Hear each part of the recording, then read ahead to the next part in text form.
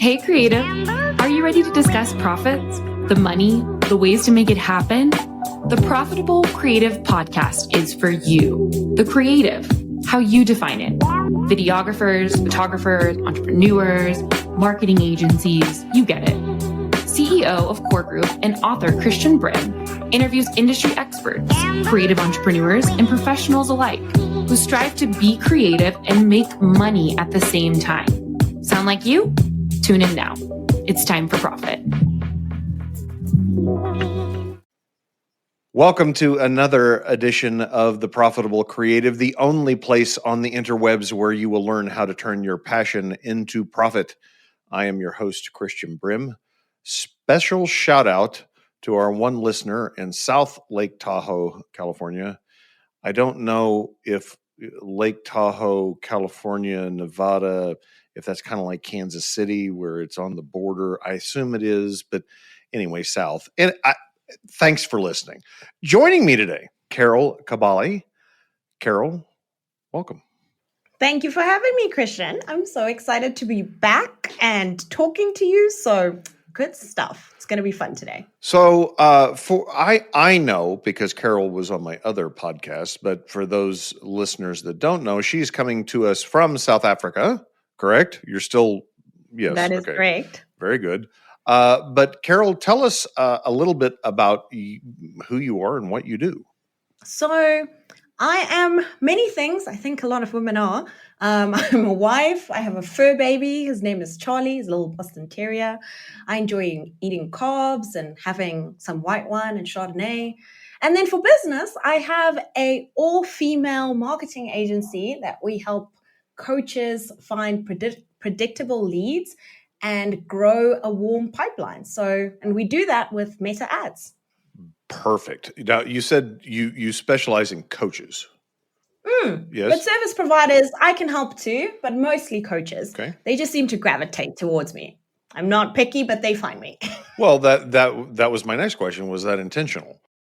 Not really, but I think because of a lot of referrals, people talk. Yes. So it tends to come in those same circles. But yeah, if you are a person who is heart-centered and is here for a bigger purpose, generally most of those people tend to be in coaching nowadays. So yeah, they tend to gravitate towards me because we have similar values.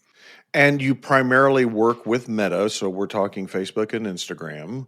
Correct, as well as WhatsApp. Do you do, WhatsApp, that's interesting. Okay, so do you do paid search, or is this just managing the content on those accounts?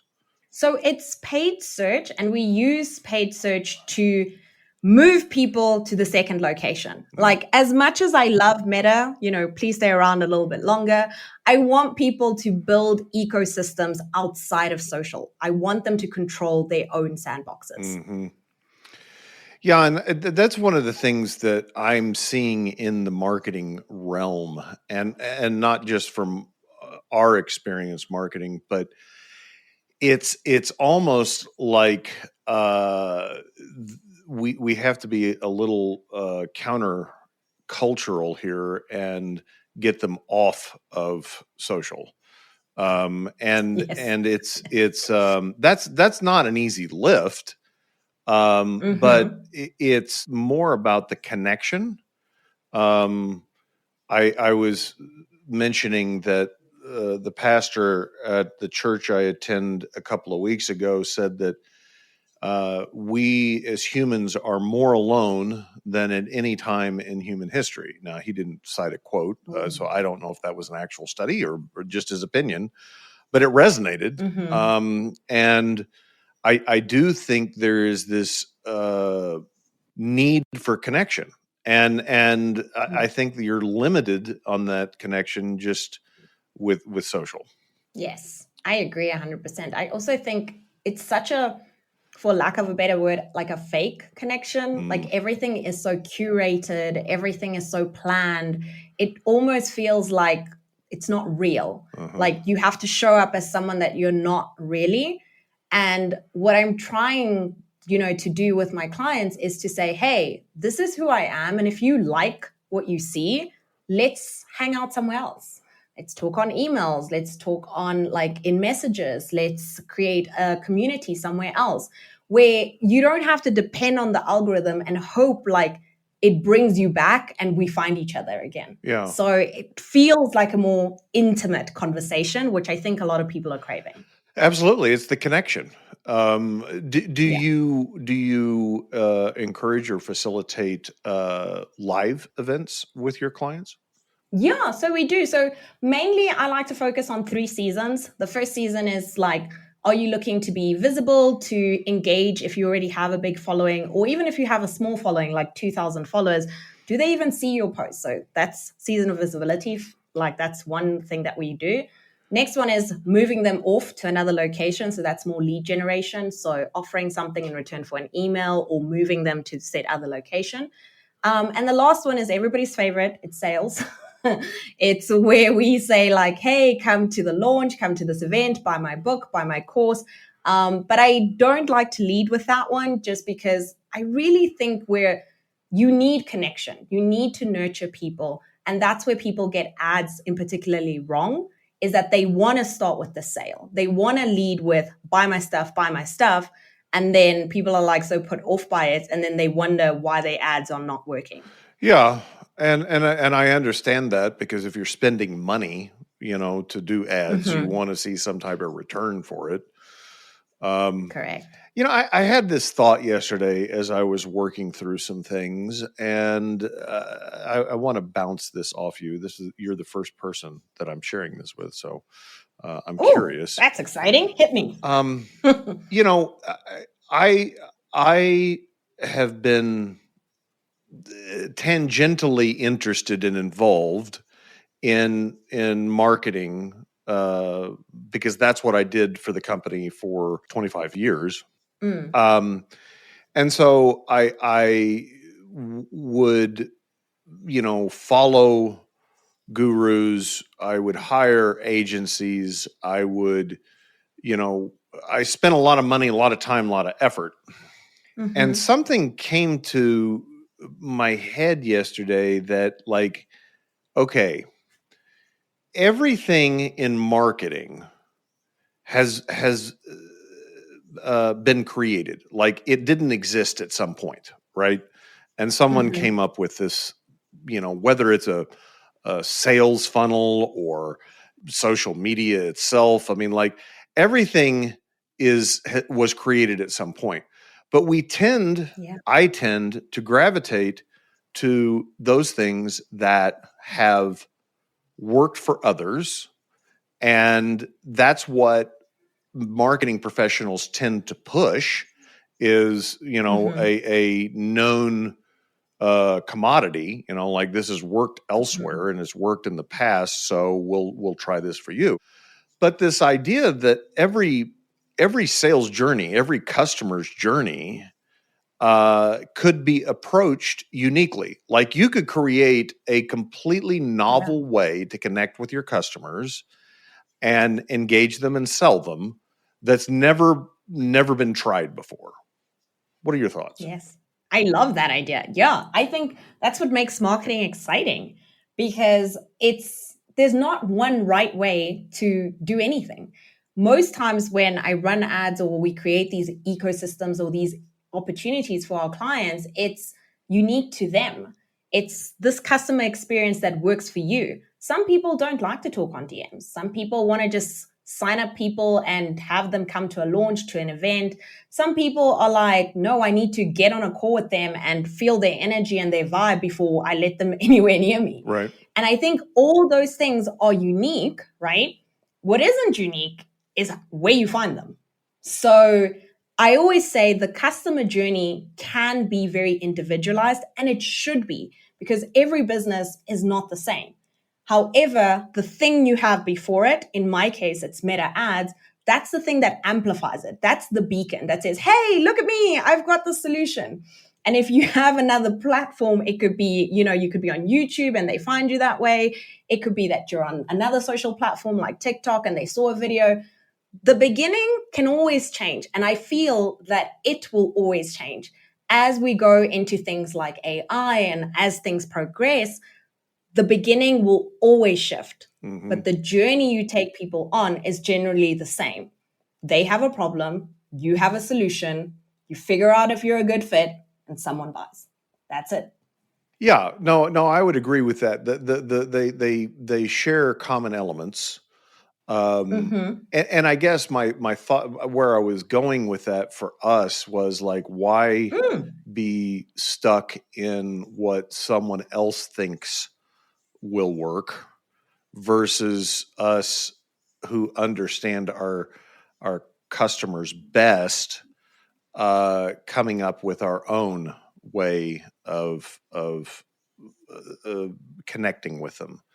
For instance, we started last month we did a pilot here in our home city of Oklahoma City to do the Creative Connection Hour.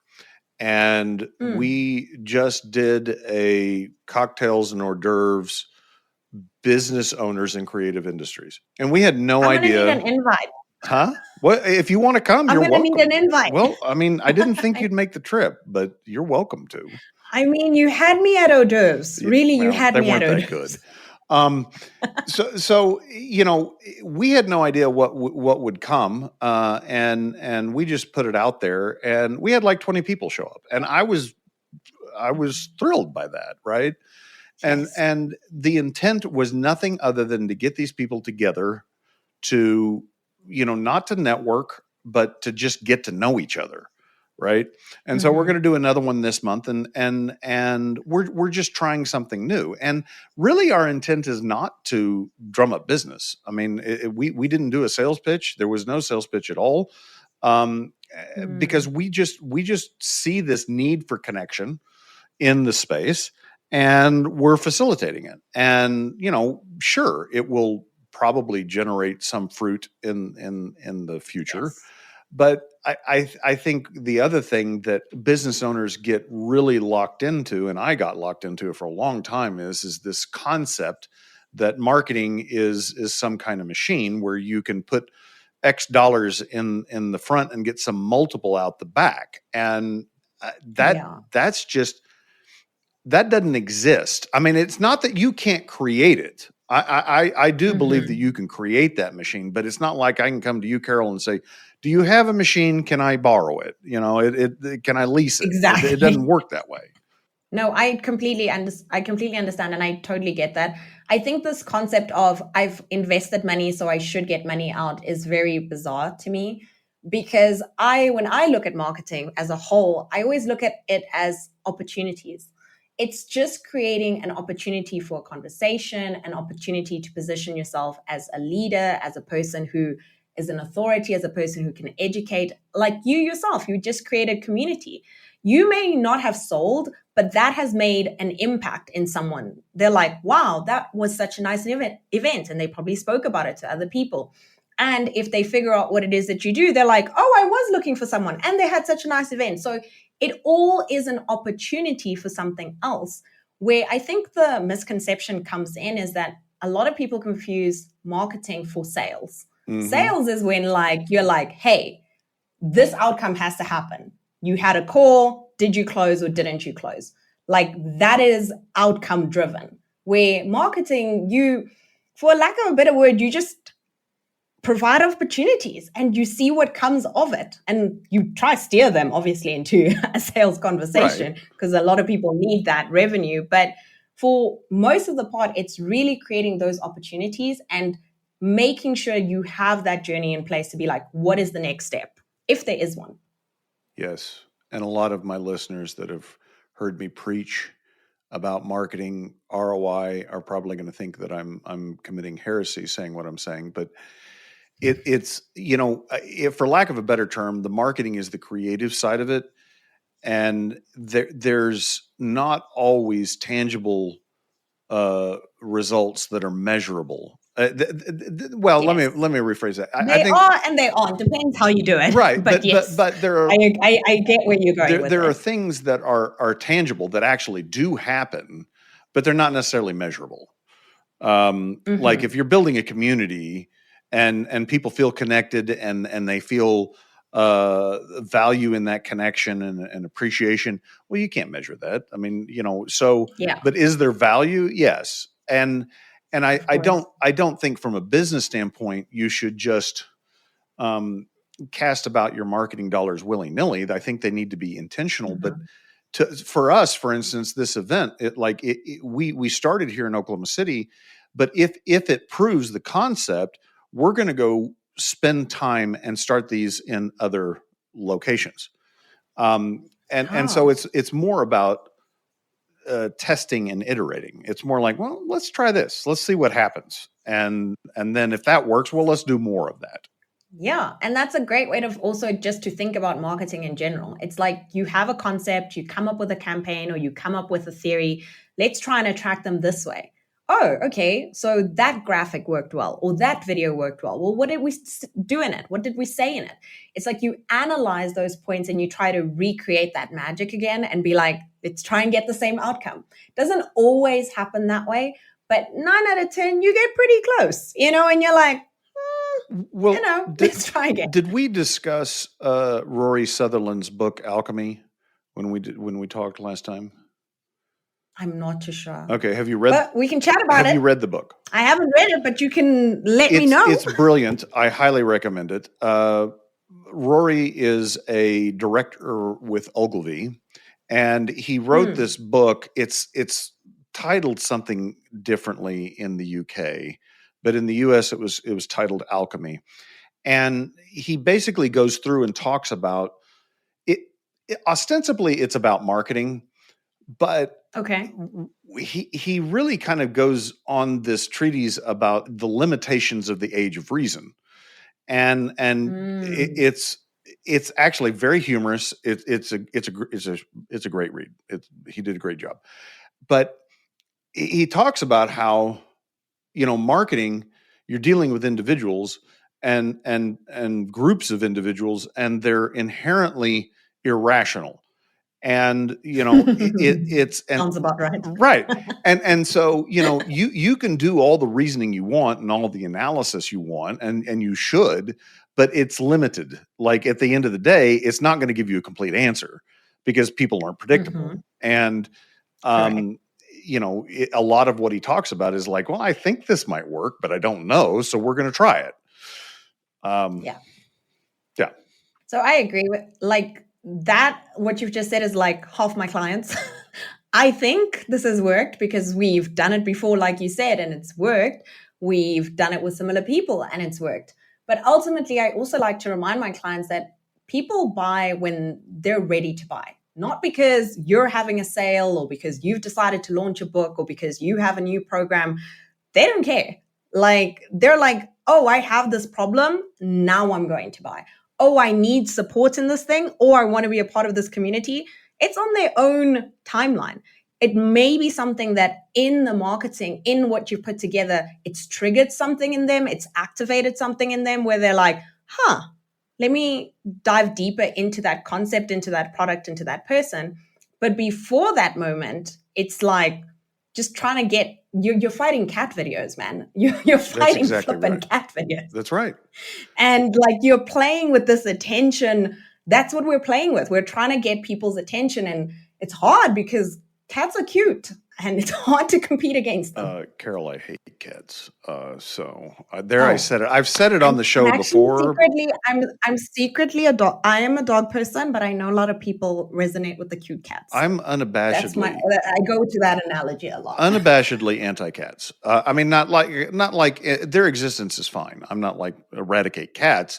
Just as pets, I have no interest in having a cat as a pet. Is it because they're just so by themselves and so removed? Yeah. Because that's what triggers me about them. I'm like, why don't you just come and play with me like my dog does?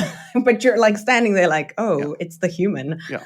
I don't know what that is about. Well, I could go down that and my theory on. Fine. We'll chat about the cats off. Cat and dog people. Yeah.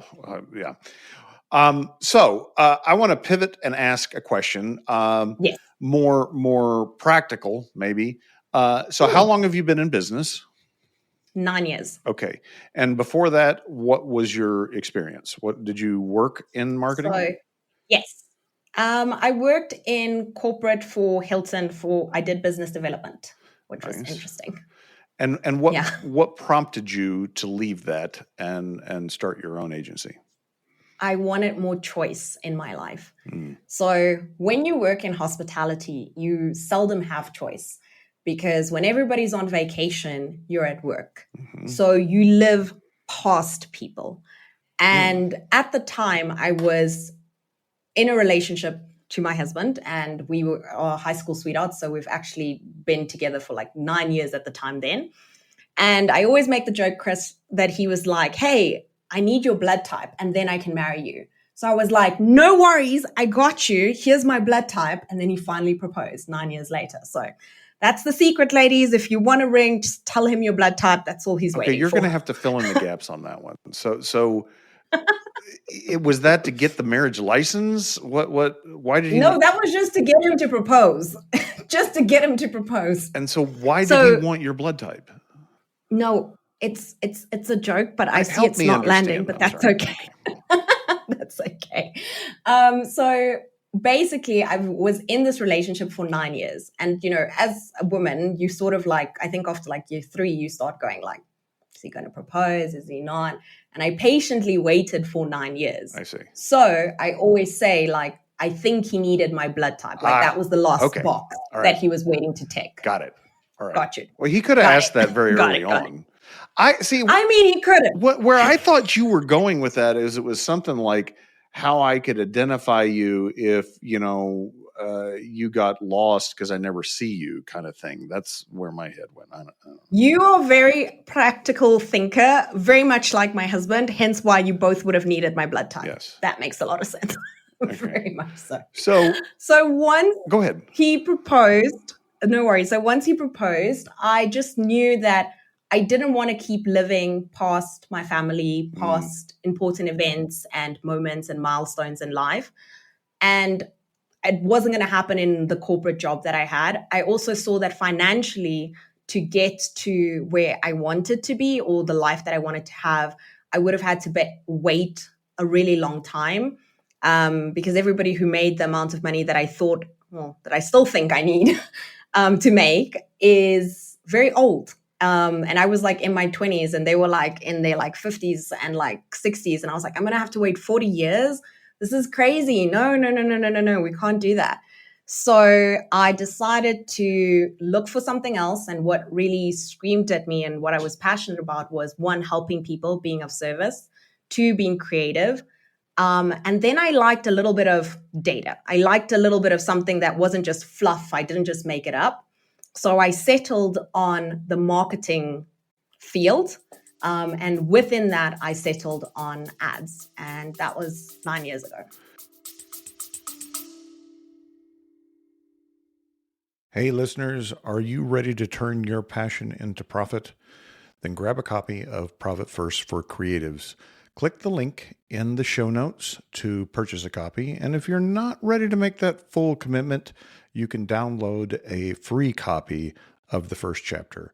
Check it out right now. So your traditional motivation to be an entrepreneur, financial and time freedom. Correct. Yeah. Okay.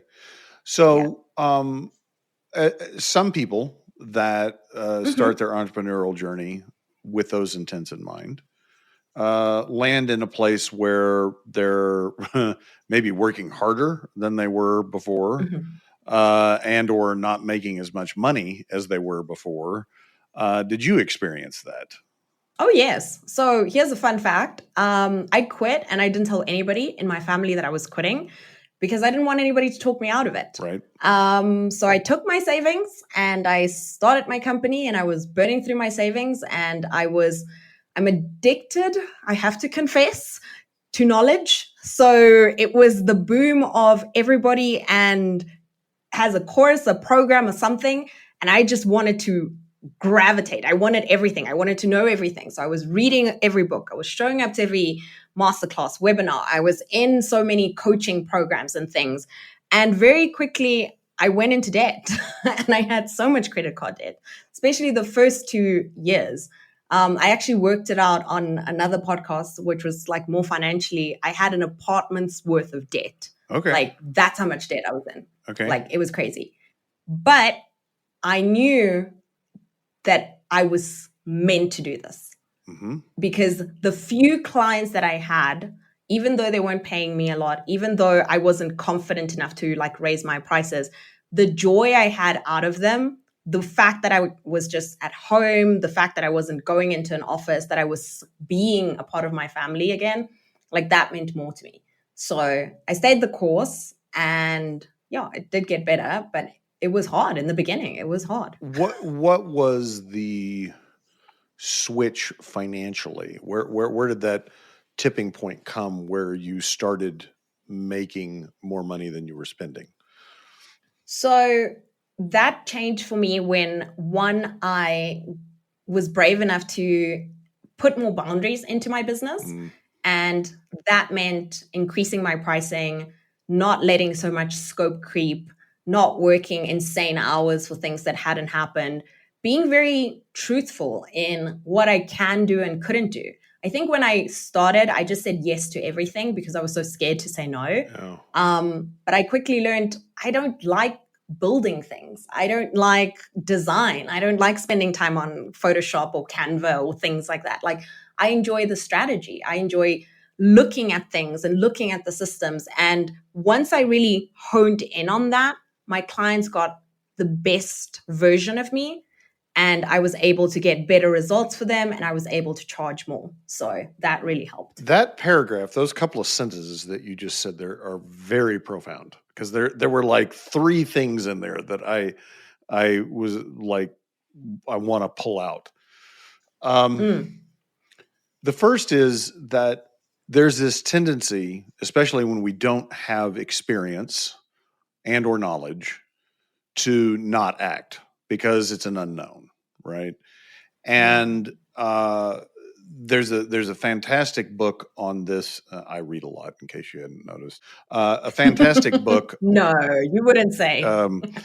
My business coach recommended, and it's called The Big Leap. And it's a Stanford psychologist, professor. He's written several books, but are you familiar with it? The one with the goldfish. Yes. I've seen it. Yeah. And, yes. But essentially it talks about how our brains are wired for protection. And when we go into an unknown result, our mind and sometimes our body starts to work against us.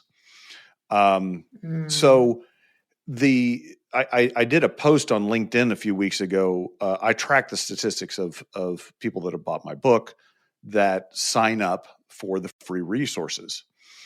And after a year of being published, 6% sign up for the free resources, okay, of the books sold. Now, I know that some people buy the book and never read it. Some people don't read the whole thing. And only 6% of them will actually reach out and get the free resources to actually implement some of the things that are in the book, right?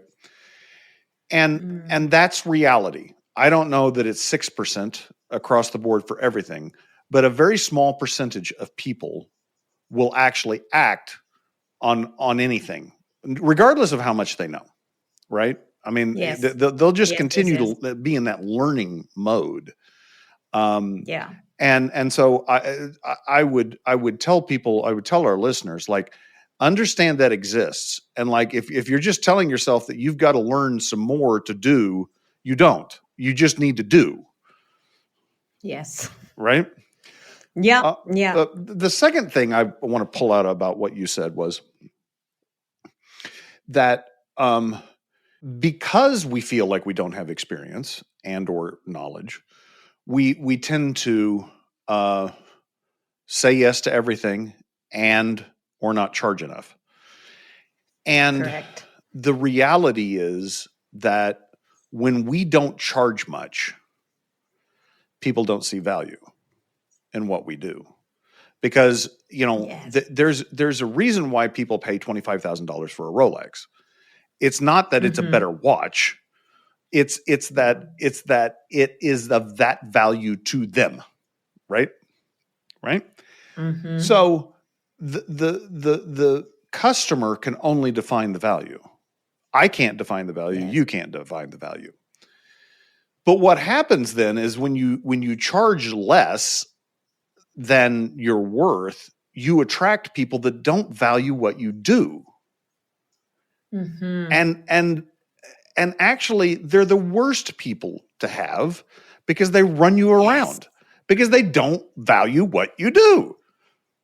Yeah. It's like they think you're doing them a favor. And I'm like, I'm not doing you a favor, Exactly. sir. I'm just doing. And then the more you do, the worse it gets because it's like they expect it. Oh, no, I know that kind of person. No, thank you. Yes, that's exactly right. And I said there were three things. I've already forgotten the third, but those first two were great. Those were brilliant. Those were spot on. I probably cut your train of thought. No, but it's going to come back. No, I'm an old man and I forget things. I should write them down, but I don't. It's okay. So what is the you've been doing this for 9 years. You've had success. Yes. What is the business? I don't want to say problem because that has a negative connotation. It might not be a negative thing. Opportunity, problem, issue. What are you chewing on? What are you struggling with? What's occupying your mind? So at the moment, it's how do I clone myself? I'm kind of there. That reminds me of my third thing, but go ahead, finish your thought. There we go. Let's go back. I will remember. Okay. Cloning myself. It's exactly to your cloning yourself. And it was, you said you didn't like to do Photoshop and Canva and like you like the strategy part.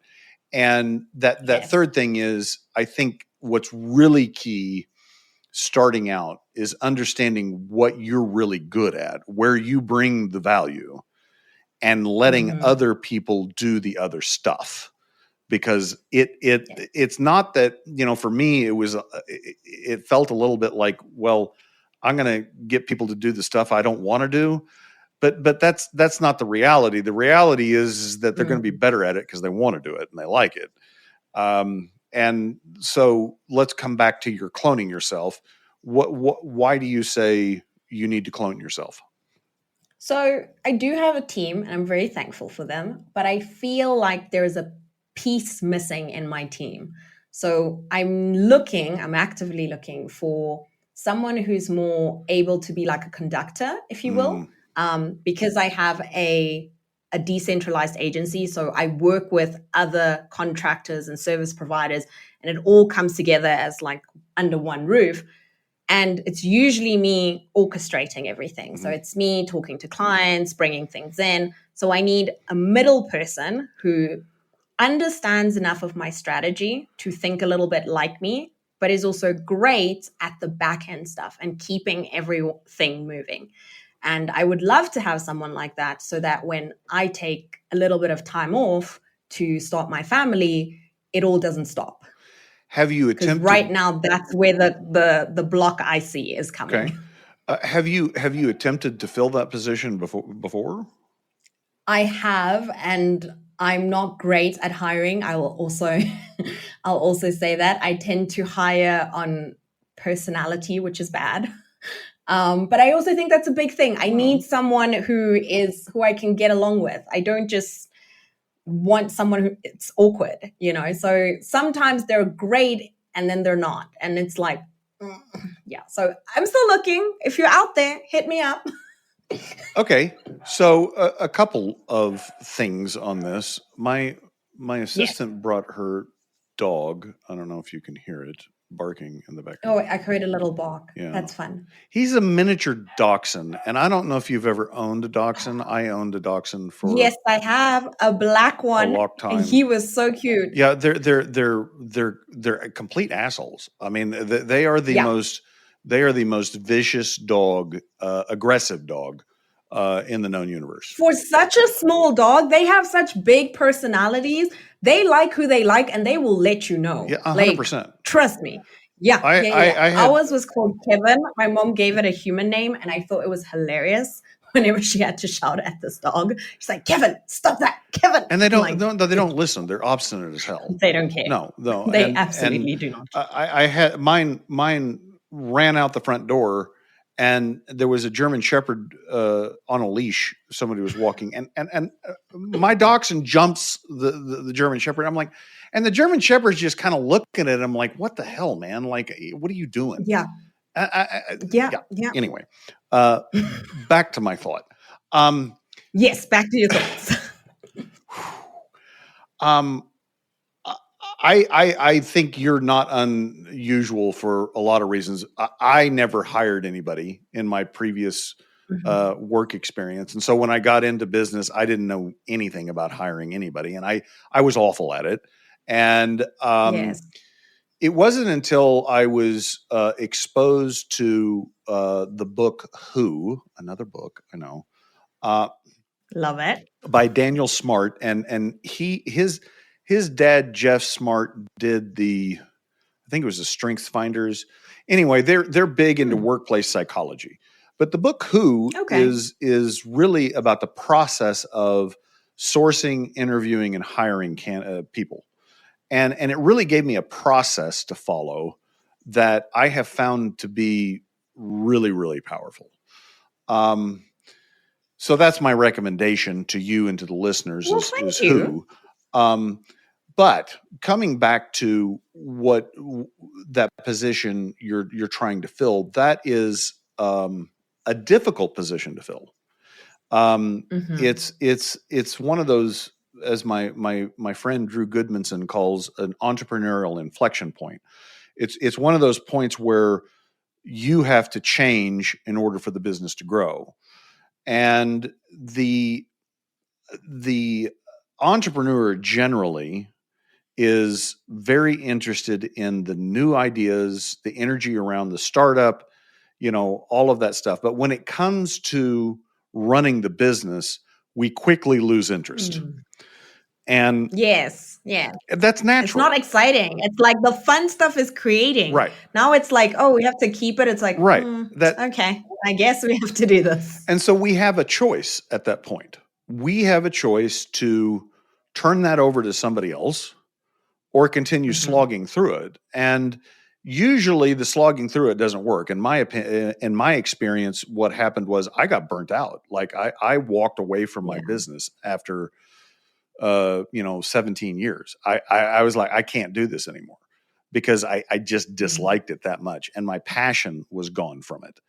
And it all came down to managing people, managing customers, and, setting up processes and, all of that stuff that I don't do well. And so, hiring somebody to do that, even on a fractional basis, even if it's not a full-time basis, is a real key to make that step next forward. So I applaud you for recognizing and figuring out what it was that you needed to move forward. And I wish you best in finding that person, because it's not easy. I know they're out there. I just need to find them. And I think I've even thought about this.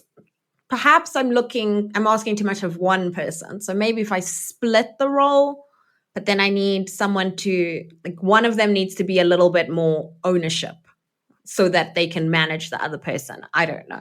So anyway, but thank you for wishing me well. We will find the person. And as you said that, I thought of yet another book, Dan Sullivan's Who, Not How. And that really is about again, if you think about it, we're not wired for that, right? So we're not wired for the operational stuff.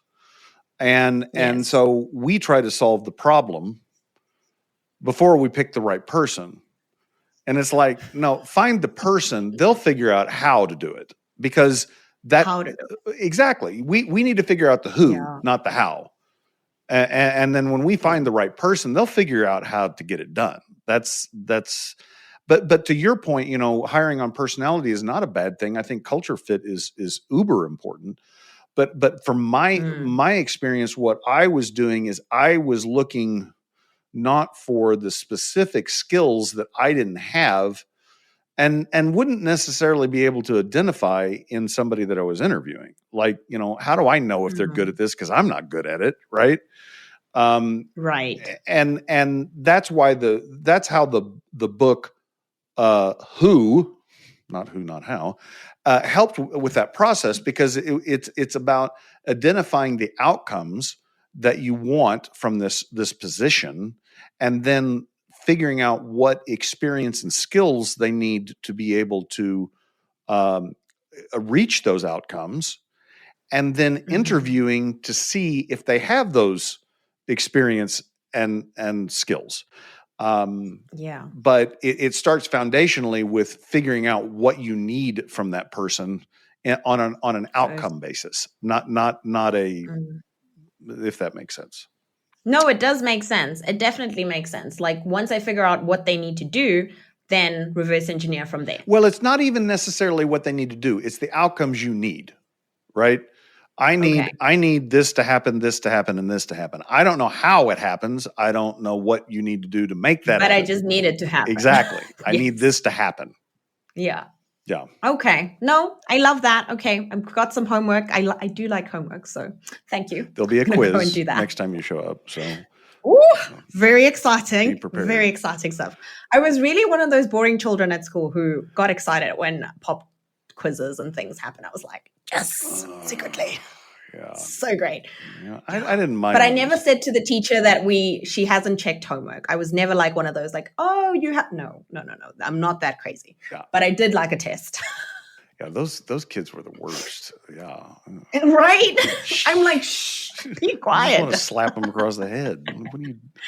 You're like, dude, we nearly got away with it. Be quiet. Yeah, especially those absent-minded teachers that you could get sidetracked with stories. I love those. Tell us about this. They would just tell you about their day, their vacation. Oh, I love your top. Oh, really? Yeah. Whole 20 minutes. Yes. We didn't learn anything. Perfect. Loved it. I loved it. Great stuff. Carol, how do people find out more about you and what you do? Oh, that's great. So everywhere on the wonderful internet, my name is simply Carol Kabaale. You can see it on the screen. It'll be in the show notes. And if you are thinking of building your own little ecosystem outside of social, I have a really fun quiz. It's only 2 minutes. And after you take the quiz, it will tell you if you're ready to run Facebook ads, if you should be building an ecosystem outside of social. And yeah, it's a great way to start before you test with money, because no one wants to do that. And to clarify, you are in South Africa, but you do work with clients in North America. Correct. Did I say South All America? of my clients South actually Africa? are in... Yeah. I don't know what I said. Most of my clients are actually on Eastern, and I've got like 2 or 3 on Pacific. But yeah, all my clients are actually based in the US. Perfect. Listeners will have that information and links in the show notes. If you like what you heard, please rate the podcast, share the podcast, subscribe to the podcast. If you don't like what you heard, shoot us a note. Tell us what you'd like to hear, and I'll replace Carol. Until then, ta-ta for now.